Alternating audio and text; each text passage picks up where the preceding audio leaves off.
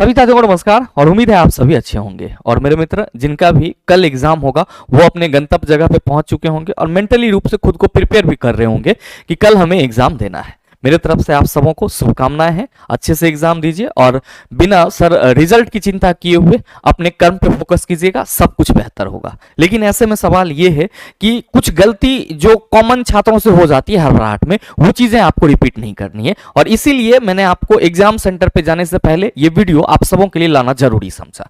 क्या है वो गलती, तो ध्यान दीजिएगा, आपके एग्जाम से रिलेटेड ही है।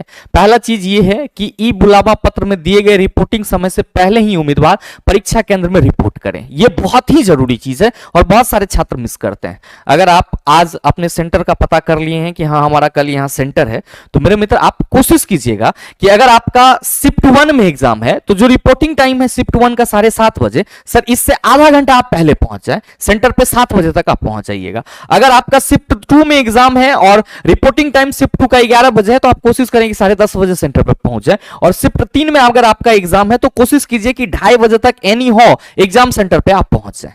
अब एग्जाम सेंटर पे पहुंच जाएंगे तो इसका फायदा क्या होगा, परीक्षा आरंभ होने से पहले ही उम्मीदवार सारी आवश्यक गतिविधि जैसे उम्मीदवार आधार लिंक्ड बायोमेट्रिक प्रमाणीकरण, बायोमेट्रिक कैप्चर, बाएं अंगूठे का निशान और फोटो, दस्तावेज का संग्रह, अनुदेशों की घोषणा और लॉगिन आदि को पूरा कर सकेंगे। मेरे मित्र अगर आप रिपोर्टिंग समय से पहले जाते हैं तो वहां पे आपको ज्यादा लंबा लाइन भी नहीं लगना होगा। नहीं तो ऐसा क्या होता है कि आप मतलब नजदीक तक पहुंचते, गेट बंद होने के समय से पहले तक पहुंचे, मतलब आप समझो कि 8:30 बजे गेट बंद होगा और आप लोग पहुंच रहे हैं 8:15, 8:20 में, तो उस समय एक हड़बड़ाहट हो जाती है। और कई लोग हैं जो लेट से पहुंचेंगे, वहां पे आपको सर छात्रों की कतार भी देखने को मिल जाएगी। ऐसे क्या होगा, आप पहले जाएंगे, पहले लाइन में रहेंगे, सारी चीजें आप आराम से करा करके इंटर करेंगे। आगे आप जाएंगे, आप अपने आसपास के माहौल को भी थोड़ा सा परखेंगे कि आसपास में किस तरह के छात्र हैं, क्या है नहीं है, सारी चीजें जो होती है थोड़ा सा माहौल तो बनना चाहिए। चिला कहीं पे भी बैठ करके 1 घंटा एग्जाम दोगे तो थोड़ा सा वहां का माहौल तो आपको समझ में आना चाहिए।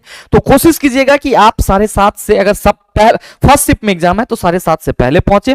सर सेकेंड शिफ्ट में एग्जाम है तो आप सर 10:30 बजे तक पहुंच जाएं। सर आपका थर्ड शिफ्ट में एग्जाम है तो 2:30 बजे तक आप सेंटर पे पहुंच जाइए। अब जो सबसे महत्वपूर्ण चीज है वो ये ध्यान में रखिएगा, आइडेंटिटी कार्ड से संबंधित। किससे संबंधित, आइडेंटिटी कार्ड से संबंधित क्या है, तो इस नोटिफिकेशन का जो पार्ट है इसको आप थोड़ा सा ध्यान से पढ़िएगा। इसमें क्या कहा जा रहा है, हो सकता है कि आप इस पे ध्यान ना दिए हो तो वहां पे फिर दिक्कतें आ जाएगी। इसमें कहा जा रहा है कि परीक्षा के समय सत्यापन के लिए ई बुलावा पत्र प्रस्तुत किया जाना आवश्यक है। एडमिट कार्ड आप ले जाएंगे, उसी को यहाँ पे ई बुलावा पत्र कहा रहा है, तो एडमिट कार्ड ले जाना तो कॉमन बात है। अब इसके आगे जो है वो सुनिएगा, कह रहा है कि कम से कम 2 मूल एवं वैध फोटो पहचान पत्र, यानी कि जो आपको यहां पे आईडी कार्ड ले जाने हैं वो 2 ले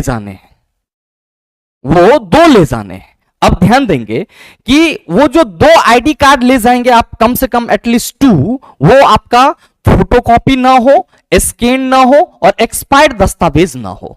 अब कौन कौन से आइडेंटिटी कार्ड आपका वैलिड होगा आपके वेरिफिकेशन के लिए, तो ध्यान दीजिएगा।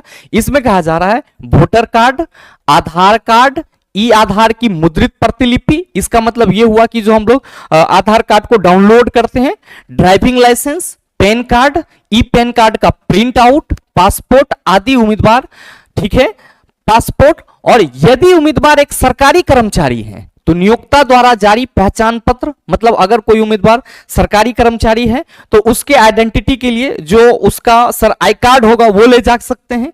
स्कूल, कॉलेज, यूनिवर्सिटी द्वारा जारी पहचान पत्र, अगर आपके पास स्कूल, कॉलेज या यूनिवर्सिटी के द्वारा कोई आइडेंटिटी कार्ड जारी किया गया है जिसपे आपका फोटो है तो वो भी आप ले जा सकते हैं। एसएलसी, एचएससी मार्कशीट जिसमें फोटो लगा हो प्रस्तुत किया जाना आवश्यक है। तो ये महत्वपूर्ण बात है, इसको थोड़ा सा गौर फरमा लीजिएगा कि आपको कम से कम 2 मूल और वैध फोटो पहचान पत्र ले जाना है। अब वो 2 मूल वैध फोटो पहचान पत्र में आपका आधार कार्ड, वोटर आईडी कार्ड हो सकता है, आधार कार्ड आपका मार्कशीट हो सकता है, आपका सर एसएलसी हो सकता है, आपके स्कूल, कॉलेज, यूनिवर्सिटी द्वारा जारी पहचान पत्र हो सकता है। तो ये चीज आप ध्यान में रख लीजिएगा। और जो आपका मूल पहचान पत्र होना चाहिए वो मेरे मित्र क्या होना चाहिए, ध्यान में रखेंगे, ओरिजिनल होना चाहिए, आपका फोटोकॉपी, स्कैन या एक्सपायर्ड नहीं हो। साथ ही ध्यान देंगे, आगे कह रहा है कि इनके नहीं होने पर मेरे मित्र, अगर आपके पास ये आपका 2 मूल मतलब वैध फोटो पहचान पत्र नहीं है, आइडेंटिटी कार्ड नहीं है, तो आप सभी ध्यान में रखेंगे, इसमें कहा रहा है कि उम्मीदवार को परीक्षा में बैठने की अनुमति नहीं होगी यदि प्रस्तुत आईडी प्रमाण पत्र संदिग्ध असली नहीं पाया जाता है। आप जो आइडेंटिटी कार्ड देंगे वो अगर मेरे मित्र संदिग्ध या ओरिजिनल नहीं होता है तो परीक्षा में उपस्थित होने के लिए आपको अल्टरनेट फोटो आईडी प्रमाण पत्र प्रस्तुत करना होगा, यानी कि आप अल्टरनेट फोटो आईडी जो आपका प्रमाण पत्र है वो दे सकते हैं। पहचान पत्र की फोटोकॉपी स्वीकार नहीं की जाएगी।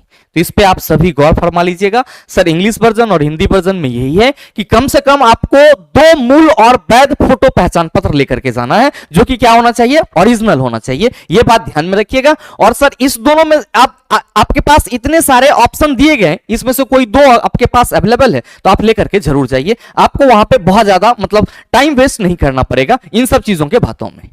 तो मेरे मित्र ये बहुत ही जरूरी था और आप सभी इसका ध्यान जरूर रखिएगा।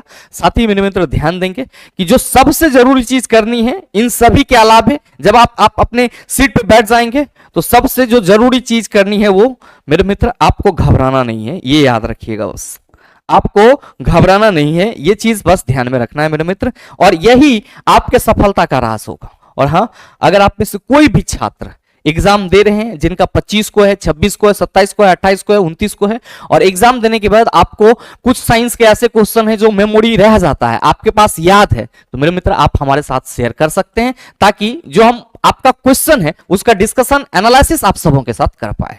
तो उम्मीद करते हैं कि आप हमारी बातों को समझ पाए होंगे। मिलते हैं फिर अगले वीडियो सेशन में। आज के लिए इतना ही, तब तक के लिए best of luck. Thank you, have a nice day.